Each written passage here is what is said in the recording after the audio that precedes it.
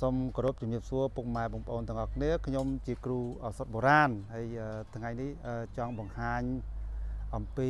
រុក្ខជាតិម្យ៉ាងដែលជាបាល់កាពះពោះវៀនណាបងប្អូនណាហើយគូសូមអរគុណបងប្អូនណាដែលបានជួយ follow និង subscribe ហើយអរគុណច្រើនហើយនឹងទទួលបានវីដេអូថ្មីៗឥឡូវនេះខ្ញុំចង់ចែកម្លែកបន្ថែមទៀតតទៅនឹងថ្នាំកាពះពោះវៀនបងប្អូនណាំផ្សះល្អណាស់សម្រាប់កាពះពោះវៀនបងប្អូនដែលរលាករ៉ាំរ៉ៃដែលឈឺចុករ៉ាំរ៉ៃបងប្អូនណាបាទហើយគុណប្រយោជន៍វាគឺជួយព្យាបាលបាទទៅលើកាពះរលាករ៉ាំរ៉ៃពោះវៀនរលាករ៉ាំរ៉ៃហ្នឹងដែលបងប្អូនព្យាបាលដូចថាយូរឆ្នាំហើយនៅតែមិនជាណានៅតែអត់បាត់បាទបងប្អូនអាចសាកលបងបាទប្រើនឹងជាមួយនឹងសម្បកពង្រោនេះគឺបងប្អូននឹងជាសះស្បើយតែម្ដងព្រោះមិនសម្បកឲ្យដើមពង្រោបាទដើមពង្រោបងប្អូនណានឹងជាប្រភេទថ្នាំផ្សះបាទផ្សះល្អណាស់សម្រាប់កាពះពោះវៀនដែលរលាករ៉ាំរ៉ៃបាទអញ្ចឹងហើយនេះជាស្លឹកកាមេរ៉ាស្លឹកហើយជាធម្មតាពង្រោនោះគូមានផ្លែសម្រាប់ជាប្រយោជន៍ទៅជាសម្លបាទសម្លម្ជូរហ្នឹងបងប្អូនខ្លះប្រហែលជាអាចធ្លាប់ភ្លក់ឯរសជាតិរឿងស្លម្ជូរណាហើយពេលខ្លះយើងមិនត្រឹមតែស្លទេយើងអាចយកផ្លែវាហ្នឹងមកជ្រលក់ជាមួយអំបិលអីទៅវាមានជាតិជូរអែមឆ្ងាញ់ដែរហ្នឹងបាទនិយាយចឹងចង់ស្រក់ទឹកមាត់ហើយយើងកពស់វិញបាទជាប្រភេទដើមធំដែរហ្នឹងកពស់ប្រហែលជាអាចចន្លោះបាទ10ដើមតូចដើមធំណាបាទហើយអញ្ចឹងបានថាឲ្យការប្រើប្រាស់សបកបាទយកតែសបកឯងបងប្អូនណាបាទយកនិយាយរួមប្រើតាំងសបកប្រើតាំងដើមប៉ុន្តែដោយសារដើមធំទិដ្ឋភាពថ្នាំហ្នឹងក៏វាកាន់តែខ្លាំងដែរណាបាទគឺសបកហ្នឹងយើងស្ទុះមកទៅបងប្អូនយើងស្ទុះទៅហើយយើងច្រាមទៅយើងយកហាលទៅបាទស្ងួតទៅយើងប្រើចំនួនប្រហែលជាមួយក្តាប់ទៅបានទេបងប្អូនណាអត់ប្រើច្រើនទេបាទតែមួយក្តាប់វាប្រហែលជា50ក្រាមហើយបងប្អូនដាក់ទឹក2លីត្រទៅ2លីត្រទឹកក៏បាន2លីត្រកន្លះក៏បានដែរហើយបងប្អូនដាំ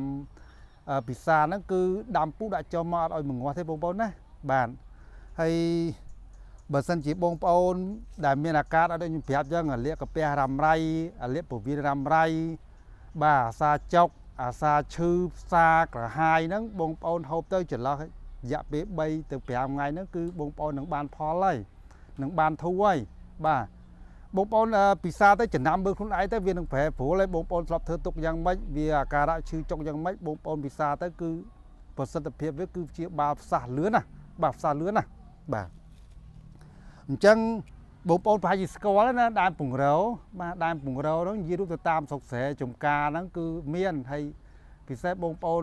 មួយចំនួនខ្លះគាត់ធ្លាប់មើលគូមើលអីចឹងទៅស្គាល់ច្បាស់មកពង្រោដូចខ្ញុំអីពីមុនខ្ញុំមិនទាន់ចេះថ្នាំខ្មែរប៉ុន្តែពង្រោខ្ញុំស្គាល់ច្បាស់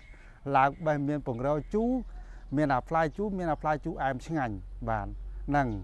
ហើយអញ្ចឹងខ្ញុំបានបង្ហាញប៉ុណ្ណឹងបងប្អូនប្រហែលជាអាចស្គាល់ហើយបងប្អូន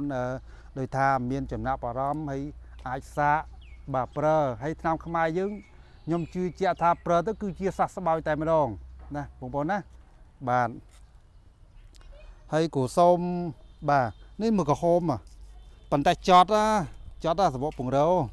ចត់ព្រោះយីបាទហើយគូសូមអរគុណបងប្អូនដែលបានតាមដាននឹងទស្សនាតាំងពីដើមរហូតដល់ចប់ហើយគូសូមជួយ follow និង subscribe មួយផងដើម្បីទទួលបានវីដេអូថ្មីជាបន្តទៀតបាទសូមអរគុណ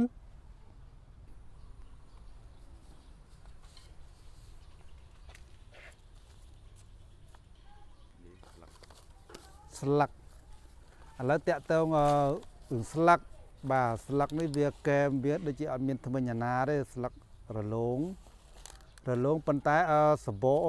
នៅផ្នែកខាងក្រោមនៅខាងក្រោមផ្នែកខាងក្រោមនេះដូចយ៉ាងមានដូចវាមានតំណងប៉ុន្តែដូចជាមានលក្ខណៈដូចជាមានរោមតិចដែរបាទរោមតិចដែរហើយនេះរបៀបស្លឹកវាគឺទល់ទើមគ្នាបងប្អូនទល់ទើមគ្នា តលតងនេះនេះមែចមែកមកបានតងស្លឹកនេះតងស្លឹកបាទតងស្លឹកនេះគឺឆ្លាស់តងគ្នាប៉ុន្តែនៅក្នុងតងវាហ្នឹងគឺមានតលតងគ្នាជាបងប្អូនណាបាទ